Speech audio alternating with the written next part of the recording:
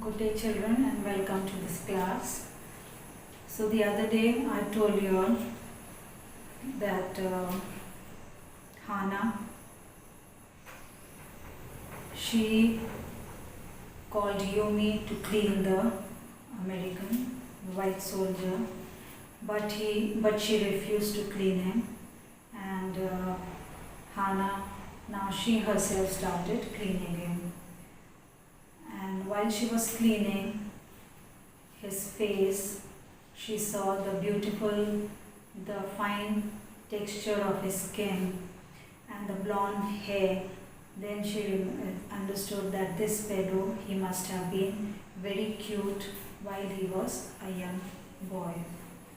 So while she was thinking all these things, she kept on thinking and she kept on doing the work, and then she cleaned the upper part of the body, and now she had to turn him over to clean his back. And now she did not want to turn him over, so she started thinking, where is the doctor, where is Saddam? If he was here, he would have done it. And she was getting angry. And then she again covered him with the quilt and then tried to go out. And from the door only she called out to Saddam. And he was there. His hands have been on the door and now he opened it. So as she called him, he was getting inside the room only. She saw that he had brought the surgeon's emergency bag and he was wearing surgeon's coat because he had come to operate the white soldier. So she asked him, have you decided to operate him? So he said yes. And then he turned his back, he took out the sterilized towel, he laid down, then he arranged all the instruments, all the weapons only of the doctor that were needed for the operation. So in a line he arranged them, because one after the other that he wanted, he arranged it in such a way. Then he told his wife to bring the towel for him. She went obediently. She was an obedient wife. She went out, and then from the linen shelves, the shelves were there, the clothes were there, towel was there inside the room only. Then she gave it, and the old pieces of matting were there that would soak the blood. And then she went out to the veranda, and there were the stripes mattings that were used by the gardener. She brought them in, and then she laid on the mat below so that the blood may not come out, and if it comes out, it may soak it. And quite a lot of blood was already soaked in the mat because the wound was there at the back, on the back of the soldier. And so she was very much upset. She cried over the mat because mat was spoiled by his blood. Yes, it is ruined, Saddam replied, as though he did not care. Help me to turn him, he commanded her. So for him, the destruction or the wetting of the mat with the blood was of no use. His target was only to clean and only to operate and do the nursing to the soldier, because he was a doctor, and the doctor's main aim is to save the life of the patient. And this is only with few. Not all the doctors are so much dedicated as this Saddam is said to be dedicated man. So he asked him to help him in turning over the body. And the wife obeyed it, and then the doctor started washing his back carefully. And then she told him that Yumi said she's not going to wash him. So Sadhava asked her, you washed him? And he continuously kept on washing, and both of them were talking. So she said, yes, I did it. And then he was busy at his work and they were continuously talking. She wondered for a moment if it mattered to him what was the body upon which he worked so long, as it was for the work he did so excellently. And she saw him working so excellently, so nicely. He was cleaning the body of the patient. And she was thinking whether he knows, whether he remembers, whether he really knows whose body he is nursing, whose body he is cleaning and preparing for the operation. Will you have to give the anesthetic if he needs it? He said. So he told his wife, will you be able to give him anesthesia if needed? She replied blankly, but never have I. So she said, but I haven't done this kind of work. So he said, it's very easy. He was taking out the packing now. So whatever he had packed inside previously, beside the sea, all the moss and all, he had shoved it in his wound so that the blood may not come out. So he was cleaning it, and as he cleaned it, blood started coming out again. Then he looked inside the wound with the bright surgeons. So here in the picture you can see that he was having the light over here, and through that light he was trying to see what is there inside the wound. If you have gone to the doctor for the tooth or for the ear, this thing, doctor put the light on the forehead and then through it they try to put means they don't hold the torch in their hands, but the light they help them to see. So he was looking through that light that was fastened on his forehead.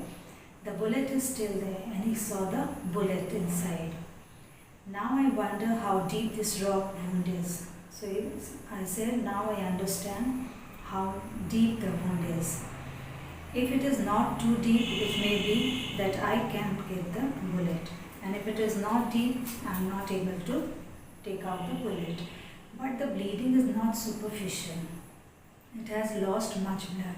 And because of the bleeding, too much blood came out of his body. At this moment, Hannah choked. He looked up and saw her face the color of sulfur. And then Hannah, she wanted to speak something, but she could not speak. Her throat got choked and her face, it became colorless. It became pale. Don't faint, he said sharply. So doctor told his wife, you don't faint. You must have seen that some of the people, when they see the wound, they faint. They see the wound of the other person, or when they see their own wound, the blood coming out too much, then they faint. So this lady also, doctor told her, don't faint. He did not put down his exploring instrument. He was still holding the instrument. He was doing the work on the body of the soldier. If I stop now, the man will surely die. And he said that if I am going to stop working on this man, he will die. She clapped her hands on her mouth and leapt up and ran out of the room. So as you must have experienced that when you feel vomiting, then you put your hand like this on the mouth and then you run out to vomit. So same thing she did, and she ran out of the room. Outside in the garden he heard her retching and he could hear that she was vomiting. But he went on with his work, but he did not go out. He kept on working on the body of the soldier. It will be better for her to empty her stomach. And he thought to himself that it is good that if she vomits, her stomach will be empty. He had forgotten that, of course, she had never seen an operation. And he forgot that in her life, she had never seen the operation of anyone. But her distress and his inability to go to her at once made him impatient and irritable with this man who lay like dead under his knife. He wanted to go to see his wife, but he could not go. So he was getting irritated that I can't go and help my wife. This man, he thought, there is no reason under heaven why he should live. And then while working, the thought came to his mind that there is no right for this man to live because he is the enemy of Japan.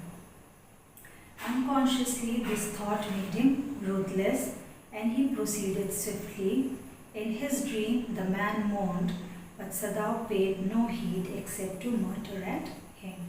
Now, unconsciously, he kept on doing the work, and the man was moaning because of the pain. He was a little bit groaning, and Sadao kept on doing the work of taking out the bullet. Groan, he muttered, groan if you like. So he said, you keep on groaning. I am not doing this for my own pleasure. So I am not doing this for myself. But I am doing this to save your life. Then after that, the door opened and again Hana came in. Then she asked, where is the anesthetic? Sadao pointed out to her, not with a hand, but with his chin. Sometimes we say like this, no? So he also said like that, it's there. And then it is as well that you came back, he said. This fellow is beginning to stir. Then he said, it's very good that you have come in, and this man is stirring. She had the bottle and some cotton in her hand, and then she picked up the bottle of anesthetic and the cotton in her hand and asked him, how shall I give him? So he said, just put little bit of ointment, anesthetic on the cotton, and then hold it near his nostrils. And then without the delay, she did that, and he told her that when he breathes in, then you take it little away from him. Then she crouched. She came near to the face of the young American. It was a piteous, thin face, and he was feeling very pity on him. The face was also very piteous.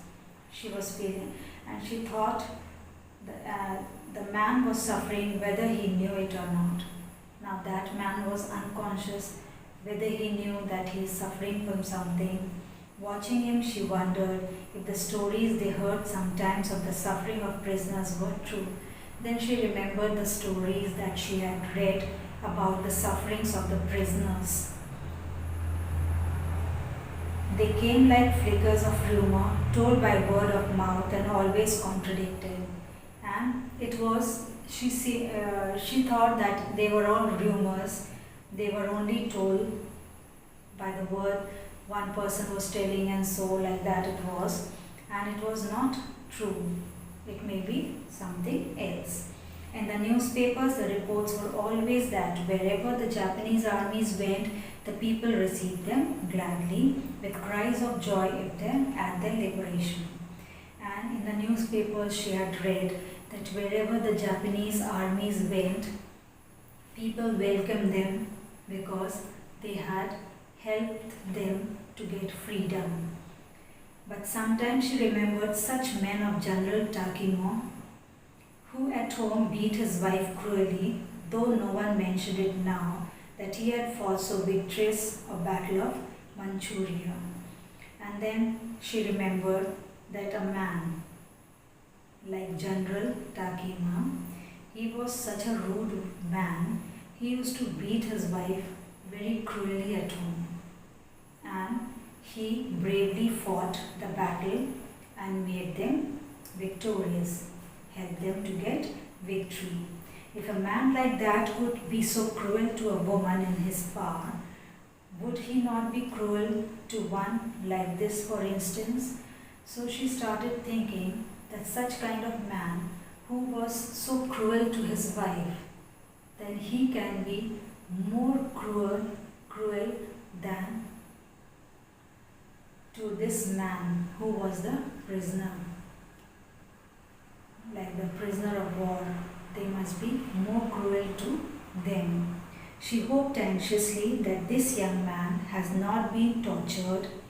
It was at this moment that she observed deep red scar on his neck just under the ear. And while she was thinking about that man, how he must have been tortured in the prison, then that very moment she saw scar, the marks on the neck just under his ear. Those scars, she murmured, lifting her eyes to Sada. Then she looked at her husband and said, "Those scars." But he did not answer. At this moment he felt the tip of his instrument strike against something hard, dangerously near the kidney. He did not say anything to her, or he did not reply to her what she was asking, because at that very moment his instrument, it touched the kidney, means near the kidney some hard thing touched his instrument. All thought left him, and now he was more engrossed in that, in pulling that out, and he was very much happy that at least he has found the bullet over there. And then with his fingers he delicately started touching and take out that bullet from the body. Then he remembered his professor, the American professor of anatomy. He used to shout at these doctors, those who were taking the education of the doctor. They were getting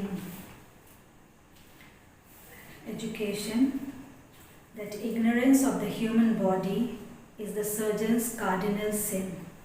If the doctor does not know about the human body, then he is doing a sin. And then to operate without a complete knowledge, if the doctor does not have the complete knowledge of the body, and if he is doing the operation, then it is equal to the murder that is being done. So his American professor used to shout at the learners, those who were taking education of doctor under him. So children, now this is enough for today. So this is part 4, and in the next session, in the next class, we will be doing part 5. So that's all for today, children. Good day.